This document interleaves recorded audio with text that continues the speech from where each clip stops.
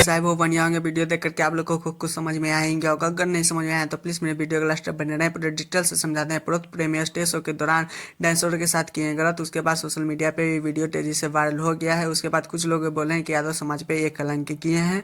और आप ही लोग बताइए ये पिक्चर को देख सकते हैं कैसे करते हैं, नाचते समय ये नहीं देखते हैं कौन है क्या नहीं है, जहाँ जहाँ हाथ रख देते हैं। उसके कारण सोशल मीडिया पे कुछ सुर्खियों में आ चुके हैं, ये बोले गलत किए हैं। उसके बाद खेसारी भैया ने भी लाइव आकर बोला था कि मैं जब कुछ भी गलती बोलता हूं तो सोशल मीडिया पे अक्सर लाखों जीत जाते हैं मेरे खेसारी को गलत करने में। अब क्या हुआ, पवन भैया ने भी मना कर दिया कि मैं अभी इलेक्शन में जा रहा हूं, इसके कारण मैं कुछ नहीं बोल सकता हूं। और ये बोले कि पीने भी होते हैं, इसके कारण गलतियां कुछ हो गया। लेकिन खैर मैं चैनल तो चैनल को सब्सक्राइब, वीडियो को लाइक करें, कमेंट में जरूर बताइएगा कि आदमी इतना भी पी लेता है कि उनको पता नहीं चलता है कि हाथ कहाँ जा रहा है कहाँ नहीं जा रहा है। फिर